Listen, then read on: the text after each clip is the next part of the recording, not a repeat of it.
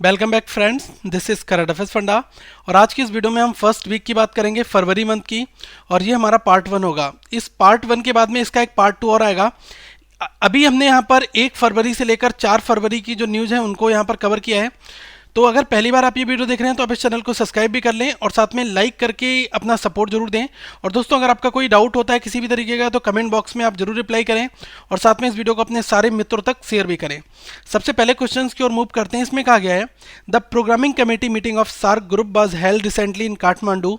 How much members are in SAARC group.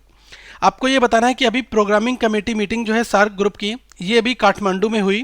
तो आपको बताना है कि सार्क ग्रुप में कितने मेंबर्स हैं और सार्क है क्या। बेसिकली मैं आपको एक चीज़ बताना चाहूँगा यहाँ पर कि सार्क ग्रुप में बेसिकली 8 मेंबर हैं। ठीक है, तो पहले तो आप ये नोट डाउन कर लेंगे, सार्क ग्रुप में 8 मेंबर्स हैं। और अभी क्या हुआ था कि पाकिस्तान के इस्लामाबाद में सार्क समूह होने वाला था, सार्क सम्मेलन। तो क्या हुआ कि भारत ने और बांग्लादेश ने इसको बाइकाट किया। ठीक है, तो इस वजह से वहाँ पर कैंसिल्ड हुआ। उसके बाद ये पहली मीटिंग है जो काठमांडू में हो रही है, तो इस वजह से न्यूज़ इंपॉर्टेंट भी है। और जो सार्क समूह के मेंबर्स हैं वो आप नोट डाउन कर लें। सार्क की फुल फॉर्म है south Asian association of regional cooperation, जिसको हम कहते हैं सार्क। और इसमें आता है अफगानिस्तान, बांग्लादेश, भूटान, इंडिया, मालदीव्स, नेपाल, पाकिस्तान, श्रीलंका। ये 8 देशों का एक समूह है और इसका फॉर्मेशन हुआ था दिसंबर 1985 1985 में हुआ था। और पर्पज इसका क्या है कि collective growth, collective economic, technical, social and cultural development of member states. जितने भी ये कंट्री हैं इनके बीच में एक तरीके का इकोनॉमिक कॉपरेशन हो, technical, social and cultural development हो। तो ये इसका बेसिक पर्पज है और हेड क्वार्टर है काठमांडू, नेपाल में। तो इससे जुड़ी यही जानकारी जो इंपॉर्टेंट है आप इसको नोट डाउन कर लें। नेक्स्ट क्वेश्चन की ओर हम मूव करते हैं। इसमें कहा गया है, which country has become the first in the world to stop investing in fossil fuels, coal, oil and gas. दुनिया की वो कौन सी पहली कंट्री है, पहला देश है जो जिसने अभी हाल ही में अपने पब्लिक मनी, पब्लिक अमाउंट जो है, पब्लिक मनी का पैसा जो है वो fossil fuels, coal, oil and gas पर स्पेंड करने से मना कर दिया है। ठीक है, तो वो है कंट्री आयरलैंड। अब ऐसा इन्होंने क्यों किया? क्योंकि अब ये कंट्री सपोर्ट करेगा रिन्यूएबल एनर्जी के लिए। अब देखो, रिन्यूएबल एनर्जी के बहुत बड़े सोर्सेज क्या हैं, जैसे कि hydro power, geothermal, bind solar. तो इनसे ऊर्जा बनाने के लिए अब ये ज़्यादा काम करेंगे in compare to coal, oil and gas. ठीक है, तो ये एक बहुत ही अच्छा कदम है। तो ये आयरलैंड ने ऐसा कदम उठाया है। तो आप इस क्वेश्चन को नोट डाउन कर सकते हैं। और ये वहाँ के जो डिप्टी हैं थॉमस प्रिंगल, उन्होंने ये लिया। तो आप वहाँ के आयरलैंड के डिप्टी, उनका नाम नोट डाउन कर सकते हैं। तो ये हैं थॉमस प्रिंगल। ठीक है, नेक्स्ट क्वेश्चन की ओर मूव करते हैं। इसमें कहा गया है कि the famous Surajkund international craft mela kicked off recently in which city. आपको बताना है कि एक बहुत ही फेमस मेला है, ये सुरजाकुंड इंटरनेशनल क्राफ्ट मेला है। ये अभी हाल ही में कहाँ पर हुआ? तो ये दोस्तों इसका 31st एडिशन था। आप ये भी नोट डाउन कर लें, 31st नंबर का सुरजाकुंड मेला है और ये हरियाणा फरीदाबाद में हुआ अभी हाल ही में। ठीक है, हरियाणा फरीदाबाद में। तो आप इसको नोट डाउन कर सकते हैं। और बात की जाए इससे रिलेटेड कुछ और जानकारी की, तो इसमें लगभग 400 आर्टिस्ट थे जिन्होंने अपना यहाँ पर प्रदर्शन दिखाया, अपनी आर्ट, कल्चर, हेरिटेज इसको दिखाया। ठीक है, और 21 कंट्रीज जो थी उन्होंने इसमें पार्टिसिपेट किया इस फेयर में। और एक चीज़ इंपॉर्टेंट ये है कि Egypt is the partner nation. Egypt जो था वो पार्टनर नेशन था और झारखंड जो था वो थीम स्टेट था। अगर आपसे क्वेश्चन पूछाता है कि सुरजाकुंड इंटरनेशनल क्राफ्ट मेला जो भी हाल ही में फरीदाबाद, हरियाणा में हुआ, तो इसमें थीम स्टेट क्या था? तो झारखंड। और पार्टनर नेशन की बात की जाए तो ये था इजिप्ट। ठीक है, नेक्स्ट क्वेश्चन की हम यहाँ पर बात करते हैं। इसमें कहा गया है, India's Lakshya Sen recently become the world's number 1 junior player in the game of. आपको बताना है कि भारत के जो लक्ष्य सेन हैं ये भी हाल ही में नंबर 1 जूनियर प्लेयर हो चुके हैं। तो ये किस स्पोर्ट से बिलोंग करते हैं? ये दोस्तों बिलोंग करते हैं बैडमिंटन से। ठीक है, तो ये दुनिया के नंबर 1 जूनियर बैडमिंटन प्लेयर अब हो चुके हैं। तो आप इसको नोट डाउन कर लें। और ये रैंकिंग जो किसके द्वारा दी गई है? ये रैंकिंग प्रोवाइड की गई है BWF के द्वारा, बैडमिंटन वर्ल्ड फेडरेशन, इसके द्वारा, इस समूह के द्वारा। नेक्स्ट क्वेश्चन की हम बात करते हैं। इसमें कहा गया है, the 10th edition of Sula fest organise in which of the following state recently. अभी हाल ही में एक सूला फेस्टिवल होता है, वो कहाँ पर ऑर्गेनाइज हुआ, किस राज्य में, तो ये हुआ महाराष्ट्र में। अब मैं आपको बताना चाहूँगा ये सूला फेस्ट है क्या। देखो, ये सूला फेस्ट एक ऐसा फेस्ट होता है जिसमें क्या कि एक सूला वाइन होती है और इसमें उसको ही प्रमोट किया जाता है। भारत का जो एक ये वाइन है सूला वाइन, तो इसको प्रमोट करने के लिए ये फेस्ट होता है, ठीक है। और बात की जाए अगर वाइन को इंपोर्ट करने की या फिर ऐसे कंट्रीज जो इस बिजनेस में बहुत आगे अपने आप को बढ़ रहे हैं, तो चाइना टॉप 5 में आ चुका है। भारत का अभी तक सीड्स की जो 40 देश हैं उसमें भी भारत का कोई स्थान नहीं है। तो भारत की बहुत फेमस सूला वाइन है, उसको ही प्रमोट करने के लिए बेसिकली एक फेस्ट होता है। और ये कहाँ पर हुआ, ये हुआ है नासिक महाराष्ट्र में, ठीक है। नेक्स्ट क्वेश्चन की हम यहाँ पर बात करते हैं। इसमें कहा गया है which state emerged winners of excellence under the state category.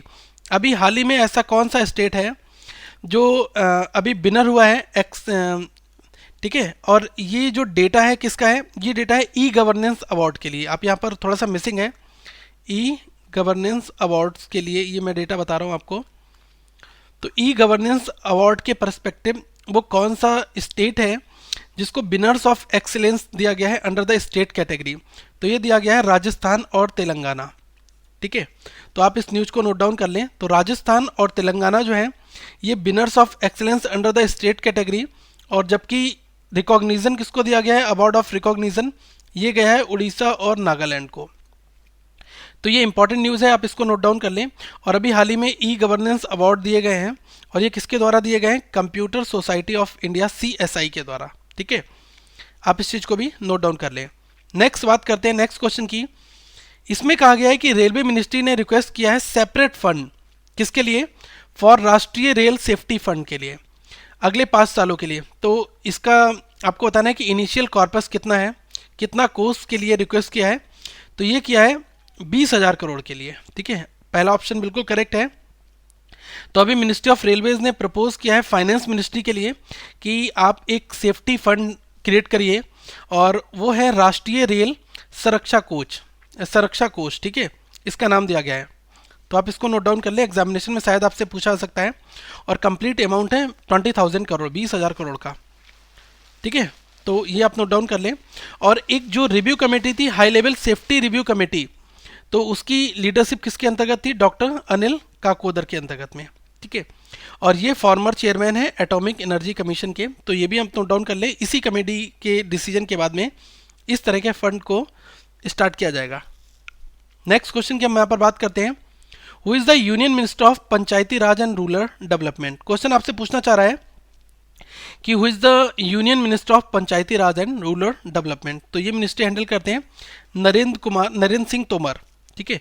अब ये न्यूज में क्यों आया, क्योंकि union minister of Panchayati Raj and rural development जो है नरेंद्र सिंह तोमर, इन्होंने अभी अनाउंसमेंट किया है कि मिनिस्ट्री ऑफ डिफेंस जो है अब वो एक अपना डिफेंस सेटअप करने वाली है मध्य प्रदेश के एक डिस्ट्रिक्ट में, ठीक है। तो ये इंपॉर्टेंट है क्योंकि मध्य प्रदेश में एक सेटअप होने वाला है, और ये 1500 करोड़ रुपए का टोटल अमाउंट है। उसके साथ में ही वहाँ पर एक प्लांट, जो भी प्लांट कह सकते हैं, या फिर डिफेंस की एक नींव रखी जाएगी, एक तरह से डिफेंस का एनवायरनमेंट सेटअप होगा वहाँ पर, ठीक है। और मोरेना डिस्ट्रिक्ट में, मध्य प्रदेश का मोरेना डिस्ट्रिक्ट है वहाँ पर, ठीक है। ये आपके एग्जामिनेशन में पूछा जा सकता है। और फंड कितना है वहाँ पर, टोटल 1500 करोड़ रुपए का टोटल लागत से बनाया जाएगा, क्योंकि वहाँ पर लैंड एक्वायर की जाएगी और वहाँ पर इस तरह से सेटअप किया जाएगा इंफ्रास्ट्रक्चर वगैरह का जो डिफेंस के लिए होगा। नेक्स्ट क्वेश्चन की हम यहाँ पर बात करते हैं। इसमें कहा गया है फुटबॉल प्लेयर फ्रैंक लैम्पर्ड, अभी इन्होंने अनाउंसमेंट ले लिया है अपना रिटायरमेंट के लिए, अब ये रिटायर्ड हो जाएंगे। तो आपको बताना है कि ये वैसे तो ये फुटबॉल खिलाड़ी हैं और ये किस कंट्री के हैं, क्वेश्चन आपसे ये पूछना चाह रहा है। तो ये दोस्तों इंग्लैंड के खिलाड़ी हैं, ठीक है। क्वेश्चन आपसे ये पूछा जा सकता है कि फ्रैंक लैम्पर्ड जिन्होंने अपना रिटायरमेंट के लिए अनाउंसमेंट कर दिया है, तो वो कौन से स्पोर्ट से बिलोंग करते हैं, तो आप बताएंगे फुटबॉल, और किस कंट्री के हैं, इंग्लैंड। नेक्स्ट क्वेश्चन की हम यहाँ पर बात करते हैं। इसमें कहा गया है first ever apparel and garment centre was inaugurated in which state. आपको बताना है कि सबसे पहला एपरल और गारमेंट सेंटर जो है वो कहाँ पर अभी किस स्टेट में इसको किया गया है, ठीक है। इसका इनोग्रेशन कहाँ पर किया गया है, तो ये किया गया है मेघालय में, ठीक है। अब इससे जुड़ी कुछ इंपॉर्टेंट न्यूज़ है कि मेघालय में पहला एपरल एंड गवर्नमेंट मेकिंग जो सेंटर है उसका इनोग्रेशन किया गया, और ये किसके द्वारा किया गया, यूनियन टेक्सटाइल मिनिस्टर जो हैं स्मृति जुबिन ईरानी, और जो चीफ मिनिस्टर हैं मेघालय के डॉक्टर मुकुल संगमा, इनके द्वारा। और कहाँ पर, साउथ ईस्ट गैरो हिल्स में, अम्पति में। ठीक है, और ये किस प्रोग्राम के अंतर्गत सेटअप किया गया? It has been setup under the North East region textile promotion scheme, जिसको कहते हैं NERTPS। इस स्कीम के अंतर्गत ही इसका गठन किया गया। ठीक है, इस सेंटर का। नेक्स्ट क्वेश्चन की हम यहाँ पर बात करते हैं। इसमें कहा गया है Lakshmi Vilas bank partners with which startup firm. अभी हाल ही में लक्ष्मी विलास बैंक पार्टनर्स जो है, इस बैंक ने किसके साथ में पार्टनरशिप की? किस स्टार्टअप फर्म के साथ में? तो ये क्या है? फिजडम के साथ में। ठीक है, अब ये फिजडम क्या है इसके बारे में मैं आपको बताता हूँ। पहले तो लक्ष्मी विलास बैंक ये प्राइवेट सेक्टर लैंडर है और इसने पार्टनरशिप किया है बेंगलोर का एक फाइनेंशियल टेक स्टार्टअप है जिसका नाम है फिजडम, इसके साथ में। और एक मोबाइल एप्लीकेशन है वो भी लॉन्च किया गया है, मिशन फिनफिट। तो आप ये भी नोट डाउन कर लें कौन सा मोबाइल एप्लीकेशन लॉन्च किया गया है। और इसका मेन एम क्या होगा कि जो कस्टमर्स हैं वो अपनी फाइनेंशियल प्लानिंग वहाँ पर कर सकें इस एप्लीकेशन की हेल्प से। तो ये कंप्लीट न्यूज़ है इसके ऊपर। नेक्स्ट क्वेश्चन की अगर बात की जाए तो इसमें कहा गया है विच union minister presented first ever 2016 national entrepreneurship award. आपको बताना है कि वो कौन से यूनियन मिनिस्टर हैं जिन्होंने सबसे पहला नेशनल एंटरप्रेन्योरशिप अवार्ड 2016 जो है ये अभी इन्होंने प्रेजेंट किया। ठीक है, तो ये किया है हमारे यहाँ के ministry of home affairs Rajnath Singh ji ने। तो ये न्यूज़ है। और साथ में एक चीज़ आपसे ये भी पूछा सकता है कि the award were given to, ये कितने लोगों को दिया गया? ये 11 डिफरेंट कैटेगरीज में दिया गया और इसमें 2 ग्रुप डिवाइड किए गए। पहला अवार्ड ट्रैक, दूसरा क्या है?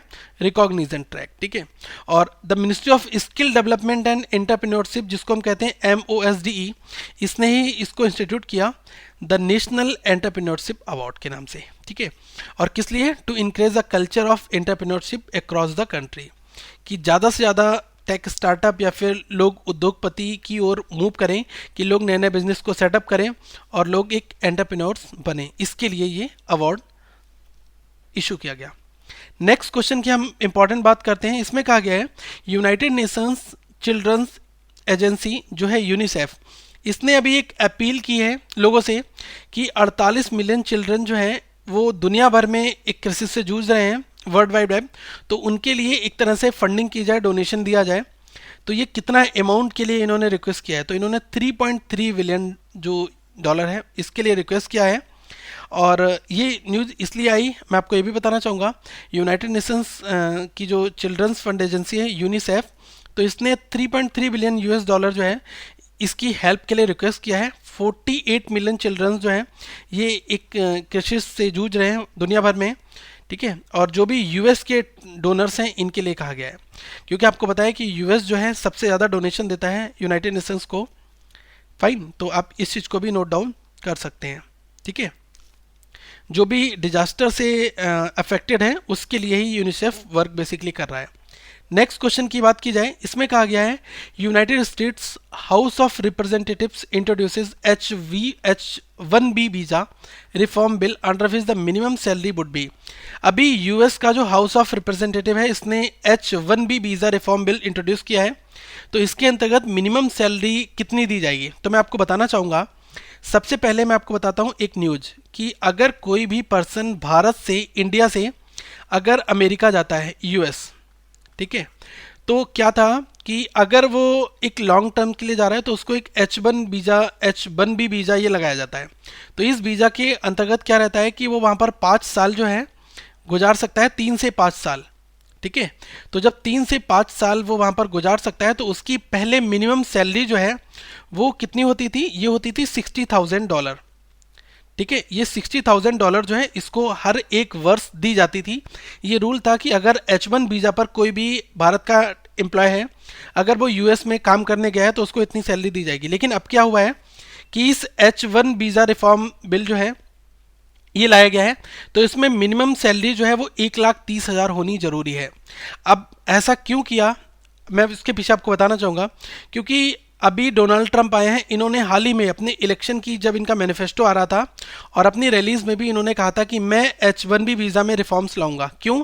क्योंकि इससे क्या है कि US में जो लोग रहते हैं तो वो किसी भी काम को करने के लिए एक हाई चार्ज पे करते हैं।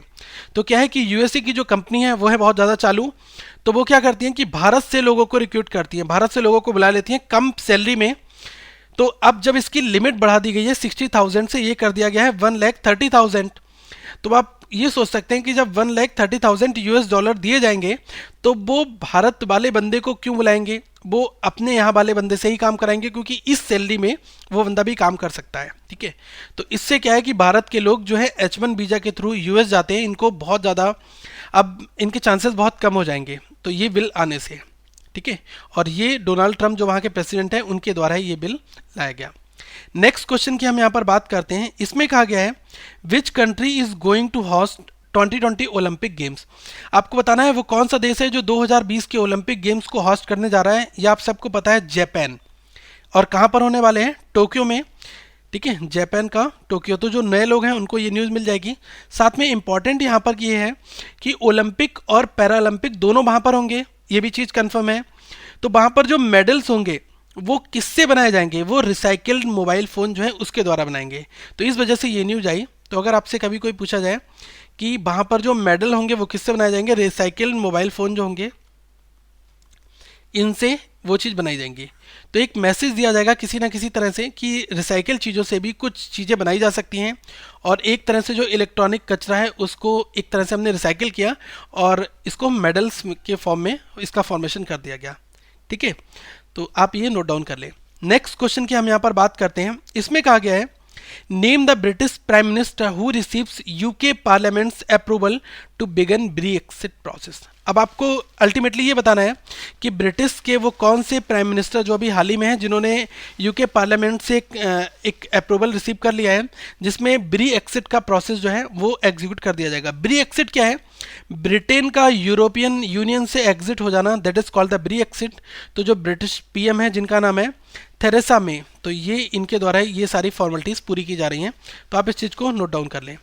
नेक्स्ट क्वेश्चन की हम यहाँ पर बात करते हैं। इसमें कहा गया है 19th एडिशन ऑफ भारत रंग महोत्सव has started in which city. आपको बताना है 19वां एडिशन जो भारत रंग महोत्सव का है ये अभी हाल ही में शुरू हुआ। तो ये किस शहर में हुआ ये आपको बताना है। ये हुआ न्यू दिल्ली में। ठीक है, और ये है क्या, इसमें ये है कि इसका फोकस है डिफरेंट जो भारत के जो थिएटर्स हैं वो आगे आए, उनको प्रमोट किया जाए और इस भारत रंग महोत्सव में पार्टिसिपेट करें, यही मेन एम है इनका। और जो national school of drama NSD, एक क्वेश्चन आपसे ये भी पूछा जा सकता है कि national school of drama NSD कहाँ पर है? ये है न्यू दिल्ली में। तो ये कल्चरल मिनिस्ट्री के द्वारा ही प्रोवाइडेड एक इंस्टीट्यूशन है जिसमें बहुत सारे जो आप देखते हैं कि अगर मैं नवाजुद्दीन सिद्दीकी की बात करूं तो वो भी इस एनएसडी से ही निकल कर आए हैं। तो इसमें बहुत सारे नए क्रिएटर्स, क्रिएटिव टैलेंट जो हैं वो बाहर निकल कर आते हैं। तो आपसे क्वेश्चन ये भी पूछा जा सकता है कि एनएसडी है क्या? नेशनल स्कूल ऑफ ड्रामा, और ये कहाँ पर है? न्यू दिल्ली में। ठीक है, तो क्या हुआ कि एनएसडी ने ही ये लोगों को कहा है कि जो थिएटर से रिलेट करते हैं वो आएँ और इस भारत रंग महोत्सव को एक जगमग बनाए। नेक्स्ट क्वेश्चन की हम बात करें। इसमें कहा गया है कि which state chief minister has inaugurated Polavaram projects works. तो आपको बताना है कि कौन से स्टेट के चीफ मिनिस्टर जो हैं जिन्होंने अभी इनोग्रेशन किया है पोलावरम प्रोजेक्ट का।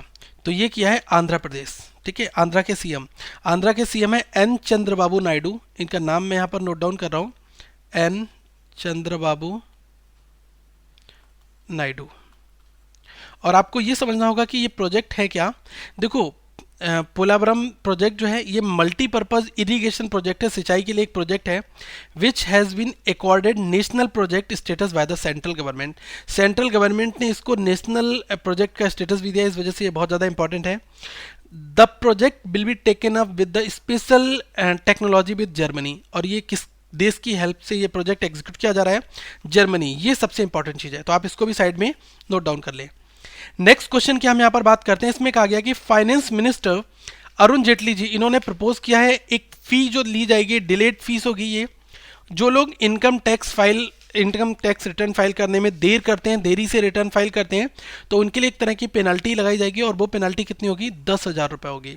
तो आप इसको भी नोट डाउन कर लें क्योंकि ये आपके एग्जामिनेशन में पूछा जा सकता है। ठीक है, नेक्स्ट क्वेश्चन की बात की जाए। Apple has reached an agreement with the which state government to set up a manufacturing plant. अभी एप्पल कंपनी, आपको पता है कि दुनिया में सबसे बड़ी मोबाइल कंपनी के तौर पर ये जानी जाती है। एप्पल की डिवाइसेस आती हैं, तो ये यूएस बेस्ड एक कंपनी है और ये अभी अपना एक नया मैन्युफैक्चरिंग प्लांट जो है वो भारत के अंदर लगाने जा रही है। तो ये किस स्टेट गवर्नमेंट के साथ में इसका टाई अप हुआ है, ये क्वेश्चन इंपॉर्टेंट है। तो ये हुआ है दोस्तों कर्नाटका के साथ में। कर्नाटका स्टेट में इसका नया प्लांट लगाया जाएगा। और इसके ये आपने सुना होगा कि एप्पल कंपनी किसके द्वारा खोजी गई थी, स्टीव जॉब्स, ठीक है, वही इसके फाउंडर थे। और अभी करंट जो सीईओ हैं ये कौन है, ये है टिम कुक। ये रही इससे जुड़ी खबरें, आप इसको नोट डाउन कर लें। नेक्स्ट क्वेश्चन की अगर बात की जाए दोस्तों, तो इसमें कहा गया है which country has implemented the historic right to information act has come into the force. अभी हाल ही में किस देश के अंदर आरटीआई एक्ट जो है वो लागू कर दिया गया, तो ये कर दिया गया है, देखो इन कंट्रीज में से आपको बताना है, तो ये किया गया है श्रीलंका के अंदर। 20 साल का एक बहुत ही पुराना मूवमेंट चल रहा था वहाँ पर, और उसके बाद फाइनली अब आरटीआई जो है वहाँ पर इम्प्लीमेंट कर दिया गया है, ठीक है। और इसके अकॉर्डिंग क्या है कि जो पब्लिक अथॉरिटीज़ हैं वो अब शेयर इन्फॉर्मेशन करेंगे लोगों के साथ में एक with in a time of 28 days in Sri Lanka, ठीक है। नेक्स्ट क्वेश्चन की यहाँ पर हम बात करते हैं, इसमें कहा गया है world cancer day being observed on a which date. आपको बताना है कि वर्ल्ड कैंसर डे जो है वो किस दिन मनाया जाता है, किस तारीख को, तो ये मनाया जाता है 4 फरवरी को। ये इंपॉर्टेंट है, इसको नोट डाउन कर लें। इसमें क्या है कि एक तरह से लोगों को एक अवेयरनेस दी जाती है कैंसर से रिलेटेड। एक सबसे इंपॉर्टेंट क्या है कि इसकी टैगलाइन देख लें, तो टैगलाइन है वी कैन आई कैन। ये इंपॉर्टेंट है, इसको आप नोट डाउन कर लें, क्योंकि एग्जामिनेशन में हमसे हमेशा की पॉइंट्स ही पूछे जाते हैं। नेक्स्ट क्वेश्चन की बात की जाए, इसमें कहा गया है the national rail museum celebrated it's 40th anniversary, it is in which city. अभी हाल ही में नेशनल रेल म्यूजियम जो है इसने अपनी 40वीं वर्षगांठ जो है एनिवर्सरी मनाई है। तो आपको बताना है कि नेशनल रेल म्यूजियम जो है वो किस शहर में है, तो ये है दोस्तों दिल्ली में, न्यू दिल्ली में, ठीक है। तो ये इंपॉर्टेंट न्यूज़ है, आप इसको साइड में नोट डाउन कर सकते हैं। अगली न्यूज़ की बात की जाए तो इसमें कहा गया है who has won the Indian national snooker championship. अभी हाल ही में किसने इंडियन नेशनल स्नूकर चैंपियनशिप ये जीता, तो ये जीता है पंकज अडवाणी ने, ठीक है। पंकज अडवाणी ही भारत के सबसे बड़े स्नूकर खिलाड़ी भी हैं, और इन्होंने 6-0 से अभी ये जीता है, ठीक है। तो ये इंपॉर्टेंट है, आप इसको नोट डाउन कर लें साथ में। नेक्स्ट क्वेश्चन की बात की जाए, विच state government has recently introduce 3rd gender category in school exams. तो ये किया है बिहार ने। तो ये बिहार गवर्नमेंट ने भी हाल ही में 3rd जेंडर कैटेगरी जो है ये स्कूल्स में अप्लाई कर दिया है, क्योंकि सुप्रीम कोर्ट ने कह दिया था कि ट्रांसजेंडर जो होंगे वो 3rd जेंडर होंगे 2014 में ही। तो इसको सबसे पहले इम्प्लीमेंट किसने किया है, बिहार ने। तो ये न्यूज़ काफ़ी अच्छी है, तो आप इसको नोट डाउन कर सकते हैं। नेक्स्ट क्वेश्चन की अगर दोस्तों बात की जाए तो इसमें कहा गया है कि the book contemporary west Asia perspectives on a change and continuity, ये इसके ऑथर्ड कौन है, किसके द्वारा ये ऑथर्ड बुक है। तो ये दोस्तों इस गिवन ऑप्शंस की अगर बात की जाए तो यहाँ पर आपका सुजाता ऐश्वर्या होगा, लेकिन ये बुक जो है 2 लोगों के द्वारा ऑथर्ड है, सुजाता ऐश्वर्या और मुजीब आलम, इन 2 लोगों के द्वारा, ठीक है। तो आप इसको नोट डाउन कर लें। और ये बुक प्रोवाइड करती है comprehensive analysis of the complexities of the change and continuity in west Asia, और इसका कैसा एक तरह से सोसाइटी है, इसका रिलीजन और इसकी पॉलिटिक्स, इन सब चीज़ों के बारे में ये बुक बताती है। आई होप कि आपको आज के क्वेश्चंस अच्छे लगे होंगे। दोस्तों कमेंट करके आप जरूर अपने रिप्लाई दें, आप अपने डाउट्स पूछ सकते हैं, आप हमें अप्रिशिएट कर सकते हैं। साथ में नेक्स्ट वीडियो में हम इसका सेकंड पार्ट लाएंगे। आप इस चैनल पर सब्सक्राइब कर लें ताकि आपको रेगुलर अपडेट्स मिलते रहें। और दोस्तों आप ट्वीट कर सकते हैं हम करंट अफेयर्स पर, और ये हमारा फेसबुक का पेज ज्वाइन कर सकते हैं, और इसकी जो PDF है वो आपको इस वेबसाइट पर मिलेगी। दोस्तों वीडियो देखने के लिए बहुत बहुत धन्यवाद। इस वीडियो को लाइक करें, चैनल को सब्सक्राइब करें और शेयर करना ना भूलें। Thank you friends, have a good day.